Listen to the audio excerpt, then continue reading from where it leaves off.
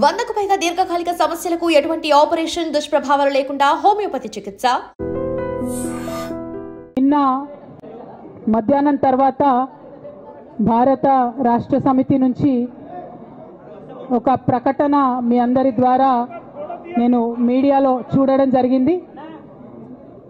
మరి బీఆర్ఎస్ నుండి వచ్చినటువంటి ఈ ప్రకటనలో పార్టీ ఎమ్మెల్సీ శ్రీమతి కె కవిత ఇటీవలి కాలంలో ప్రవర్తిస్తున్న తీరుతెన్నులు, కొనసాగిస్తున్న పార్టీ వ్యతిరేక కార్యకలాపాలు బీఆర్ఎస్ పార్టీకి నష్టం కలిగించే రీతిలో ఉన్నందున పార్టీ అధిష్టానం ఈ విషయాన్ని తీవ్రంగా పరిగణిస్తున్నది.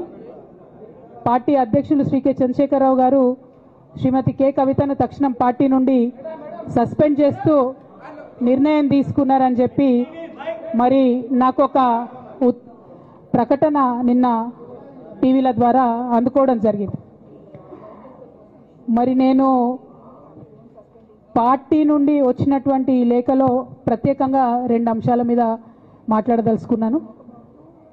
నేను అక్రమ కేసులు పెట్టి నా మీద తిహార్ జైల్లో 5.5 నెలల పాటు ఉండి బయటకు వచ్చిన తర్వాత నవంబర్ 23వ తారీఖు 2024 నుండి నేను ప్రజాక్షేత్రంలోకి వచ్చి అనేక కార్యక్రమాలు చేయడం జరిగింది. మరి నేను చేసినటువంటి పనులలో మొట్టమొదటిది ఒక బిడ్డ హాస్టల్లో చనిపోతే ఆమెను విజిట్ చేసి, అట్లానే గురుకులాల్లో జరుగుతున్నటువంటి అన్యాయాల మీద మొట్టమొదటి కార్యక్రమం తీసుకొని నేను మాట్లాడినా.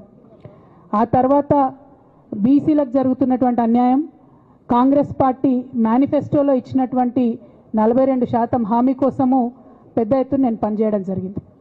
అట్లానే మహిళలకు 2500 ఇవ్వాలని చెప్పి పోస్ట్ కార్డు ఉద్యమాన్ని నేను చేపట్టడం జరిగింది. పెద్దవాళ్లకు పెన్షన్లు పెంచాలని నేను ఉద్యమాలు చేయడం జరిగింది. తెలంగాణ తల్లి స్వరూపాన్ని మారిస్తే అట్లెట్లా మారుస్తారని రౌండ్ టేబుల్ సమావేశం పెట్టినాం. బనకచర్లు అక్కడ కడుతున్నారంటే దాని మీద రౌండ్ టేబుల్ సమావేశం పెట్టినాం. ఓవరాల్గా తెలంగాణ ప్రాజెక్టులు, అందుబాటులో ఉన్నటువంటి నీళ్లు, వీటన్నిటి మీద కూడా రౌండ్ టేబుల్ పెట్టినాం. భద్రాచలం దగ్గర 5 గ్రామాలు ముంపు సమస్య ఉంది, ఎవరు పట్టించుకుంటలేరంటే వాళ్ళని పిలిపించుకొని రౌండ్ టేబుల్ సమావేశం పెట్టి ప్రభుత్వం మీద ఒత్తిడి తీసుకొచ్చే కార్యక్రమం చేసినాం. ముఖ్యమంత్రి గారు సొంత జిల్లా మహబూబ్ నగర్లో భూ నిర్వాసితులకు అన్యాయం జరుగుతుందంటే నారాయణపేట నియోజకవర్గం వెళ్ళి వాళ్లకు మద్దతుగా మేము నిలబడి రావడం జరిగింది.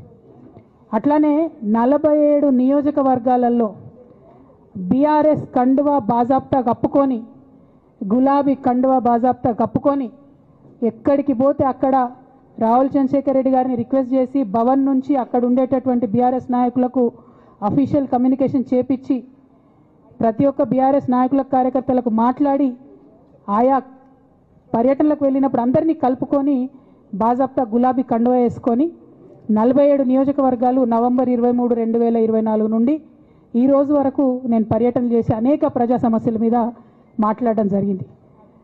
మరి ఇవన్నీ పార్టీ వ్యతిరేక కార్యకలాపాలు అన్నది నాకు అర్థం కాలేదు. ఎట్లా వ్యతిరేక కార్యకలాపాలు అవుతాయన్నది కూడా ఒకసారి పార్టీ పెద్దలు పునరాలోచించుకోవాలని చెప్పి నేను రిక్వెస్ట్ చేస్తూ ఉన్నాను. అదేవిధంగా మరి బీసీల కోసం నేను పోరాటం చేస్తుంటే అట్లెట్లా మాట్లాడుతుంది, ఇట్లెట్లా మాట్లాడుతుంది, పార్టీకి వ్యతిరేకంగా మాట్లాడుతుంది.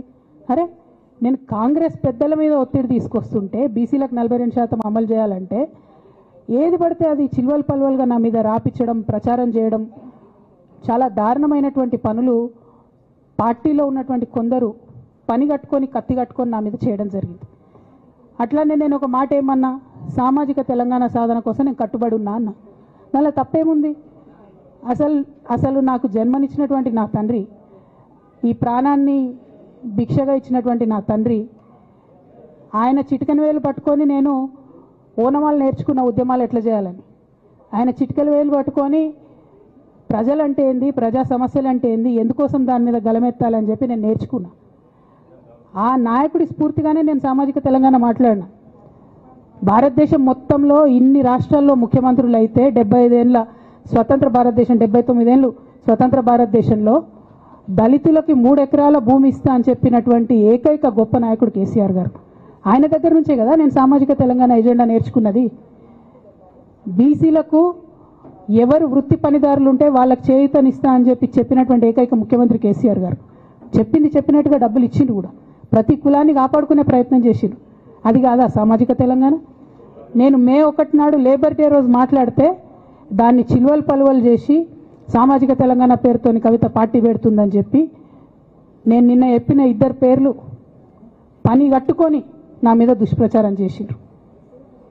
నేనేమైనా తప్పు మాట్లాడినా? బీఆర్ఎస్ పార్టీ వ్యతిరేకమా సామాజిక తెలంగాణ నినాదానికి?